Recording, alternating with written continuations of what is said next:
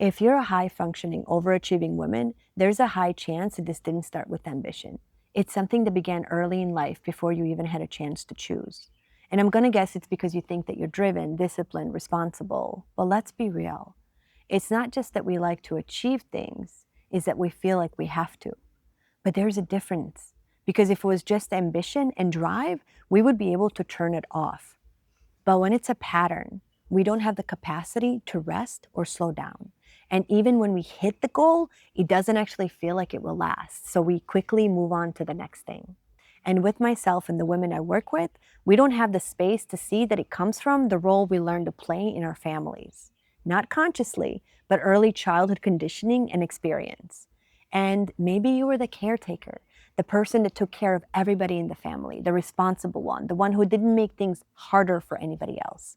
Or maybe you were the peacemaker, the one who can scan the room and adjust herself to everybody else's feelings, to keep everybody okay, the one who read everybody else's emotions.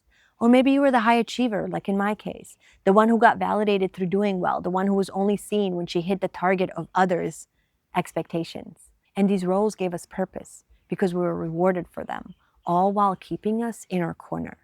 And internally, our nervous system learned to stay on while slowly drowning our full authenticity. So it became our baseline, not just in childhood, but our entire life, career, relationships.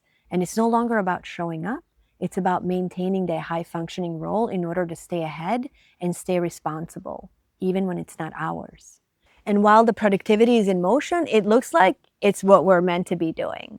But in our bodies, we carry everything, the weight gain, the irregular cycles, the hidden frustrations, the anger, the thoughts, the resentment. And I remember this so well in my own pattern. And it worked. At the time, it got me results, but my body never learned how to actually heal. And even when nothing was wrong, I had to be productive because I didn't know how to just be myself. So high functioning and overachieving isn't about doing more, actually. It's about not feeling safe when doing less. And that's the pattern. It's your nervous system trying to return to what you learned long ago as a child. But once you can see this, you can choose to shift it. So it no longer has to be what's wrong with me, or this is who I am, or I'm just high functioning, but rather noticing, where did I learn to listen to this voice, and is this still serving me?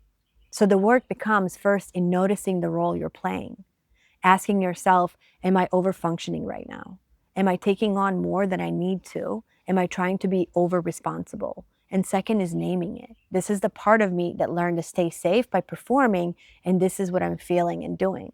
And then the third is supporting your body by learning how to slow down in very small ways. Because this cycle doesn't break by staying in productivity mode. You break it by teaching your system that it's safe to exist without constantly proving or doing. And I know how uncomfortable this can feel because I've lived it. But on the other side of this, it's a completely different way of actually existing. And don't get me wrong, I didn't lose my ability to focus, produce, stay on top of things, and do everything I want. But it's no longer coming from a pressure or a fear of not being or having enough. It's coming from an internal knowing, a choice, an authentic desire to be myself. And if this resonates, I go much deeper in my masterclass, where I'll teach you how to actually break down these patterns, how they form, and how to start shifting them in a way that actually works with your body. And you can watch it for free below. But I warn you, get ready to go deep. I love you. I see you.